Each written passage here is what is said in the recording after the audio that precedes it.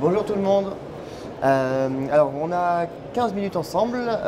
L'objectif de cette présentation, ça va être d'aborder le sujet, en fait, de donner l'accès donc à une digital workplace, mais pas à la facilité, à savoir donc, tous les collaborateurs qui ont déjà un poste informatique, qui ont déjà accès potentiellement à un smartphone, mais à tous les autres. Autrement dit, ce qu'on appelle donc les cols bleus ou globalement les collaborateurs qui sont déconnectés. Et très honnêtement, dans ce type de contexte, c'est souvent une vraie problématique d'aller les atteindre, déjà de savoir pourquoi on veut les atteindre et comment les atteindre. Donc, alors, nous, donc, on est ici, je vais pas m'étendre rapidement, mais en gros, on fait du conseil, de la stratégie, on va sur la partie réalisation et on est capable d'accompagner jusqu'au change. Voilà, on est au stand C63 si vous voulez en savoir plus. Donc, la première question, à qui s'adresse-t-on? Globalement, donc je vais juste quelques exemples, mais il y a une quantité astronomique de métiers qu'on a tendance à sous-estimer. Il ne faut pas se mentir, on a tout ce temps qu'on est, je pense, des ornières, et on est habitué en fait à évoluer avec des collaborateurs qui sont connectés, qui ont la majeure partie de leur temps sur un poste de travail.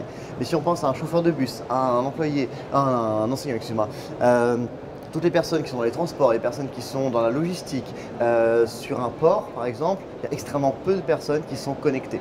Et d'une manière ou d'une autre, il y a un intérêt, il y a un enjeu à ce que ces personnes aient accès à l'information de l'entreprise, aient accès même à des outils du quotidien pour, j'ai une bêtise, poser des congés, pour savoir un peu de ce qui se passe, quel est le menu de la cantine, enfin voilà, il y a des choses très du quotidien qui ne sont pas forcément évidentes justement pour leur transmettre ces informations-là.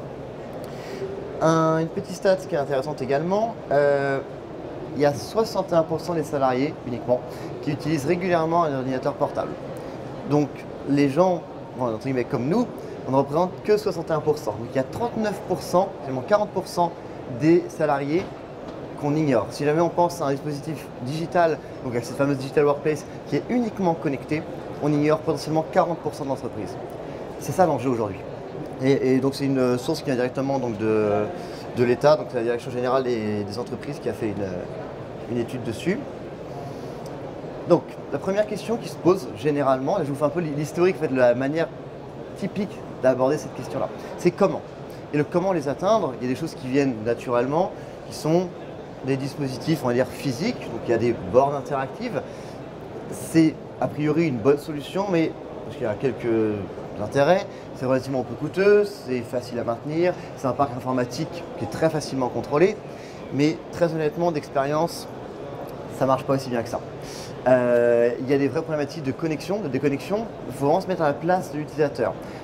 On est face à des personnes qui, entre guillemets, ont un vrai métier, qui n'ont pas que ça à faire d'aller sur la borne, d'aller se connecter. Leur login mot de passe, ils ne le connaissent pas forcément.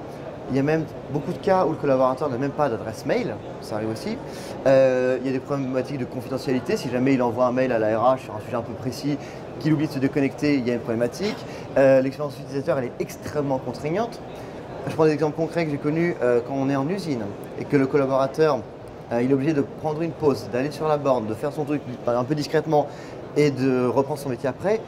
Il est forcément vu en train, entre guillemets, de ne pas travailler, en train de faire quelque chose, on se demande ce qu'il fait là. Potentiellement, c'est qu'il a un sujet avec les RH. Enfin bref, il y a, comment dire, une expérience avec ce type d'objet qui n'est vraiment pas idéale. C'est une solution, je dirais, de facilité. Mais on observe en tout cas au niveau de l'adoption que c'est extrêmement compliqué d'avoir une adoption massive avec ce type de borne. Là c'est un exemple un peu limité, mais il y a d'autres bornes, il y a des hubs, surface hub qui sont plus sympas, enfin bref, plein d'approches. La deuxième, c'est la logique d'avoir une flotte corporate. On dit d'équiper tous nos collaborateurs avec des smartphones professionnels. Là, je vous ai pris l'exemple d'un Caterpillar parce que c'est souvent ce qu'on trouve dans ce type de métier. Quand on est dans des métiers entre guillemets, un petit peu physiques, manuels, sur de la manutention, en usine ou autre, il y a toujours le risque de le casser ou de le perdre. Donc on essaye d'équiper avec du matériel un peu solide. Alors, ouais, voilà. Les points positifs, c'est qu'évidemment on a un parc mobile qui est contrôlé, on sait ce qu'ont les utilisateurs, les collaborateurs, et donc à maintenir c'est beaucoup plus simple en termes de DSI.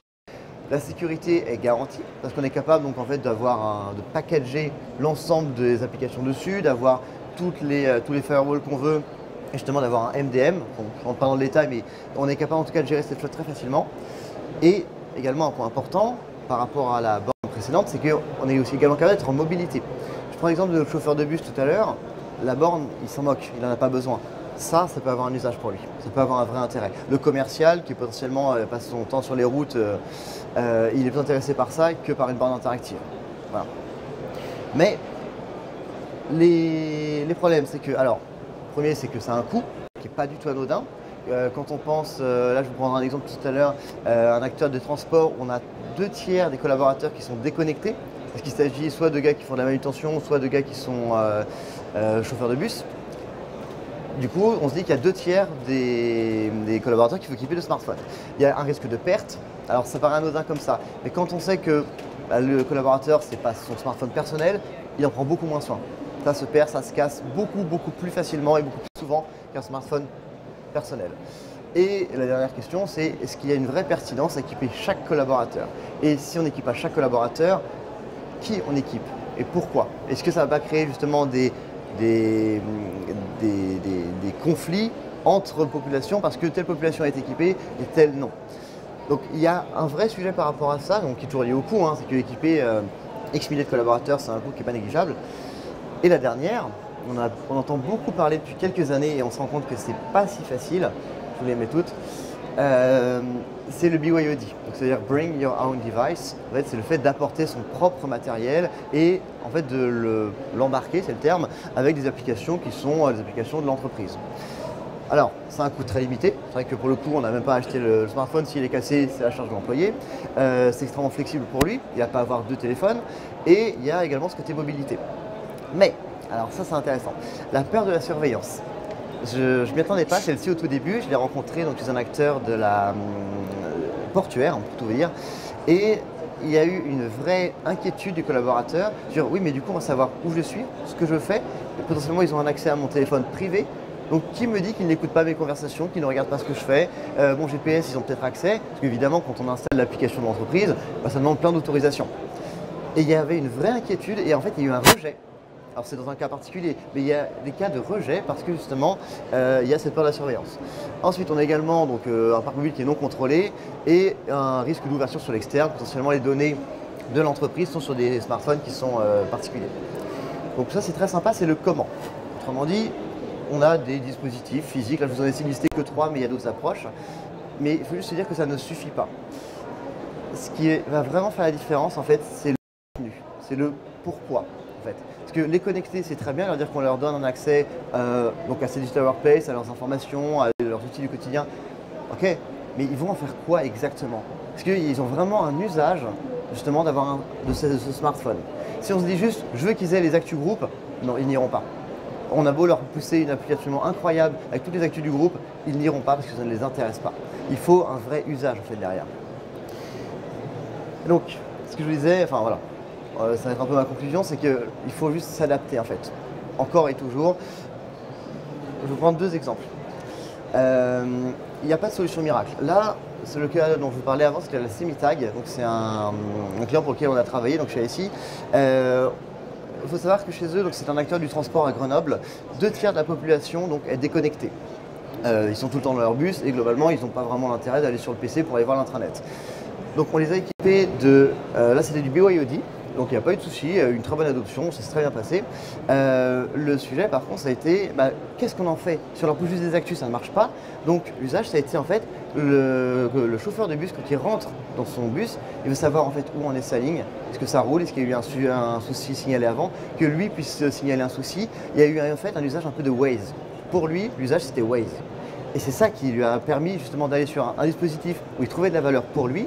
Et évidemment, côté direction générale, il y avait intérêt de lui pousser de l'information au passage.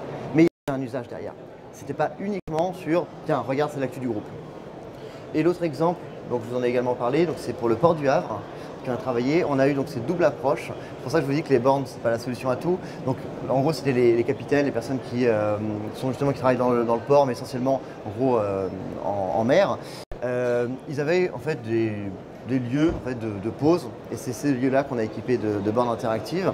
Et de la même manière, il y avait la question de qu'est-ce qu'ils veulent comme information dessus. Donc, en fait, c'est l'état de la mer, c'est la météo, il y avait d'autres choses également sur la circulation globale du port, sur les arrivées. C'était un outil de travail pour eux, c'était pas juste un outil de communication. Et de la même manière, donc, pour les dockers, là, on avait dû partir sur une flotte corporate parce que le BYOD ne prenait pas. je vais juste finir avec 3 points.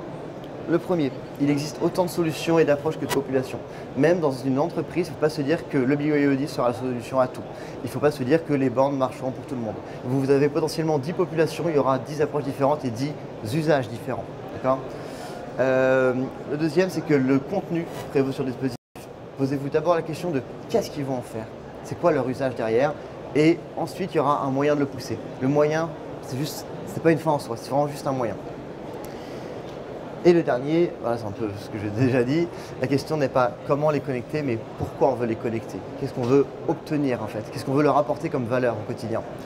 Et encore une fois, les connecter n'est pas une fin en soi, il faut les connecter pour faire quelque chose. Voilà, merci à tous.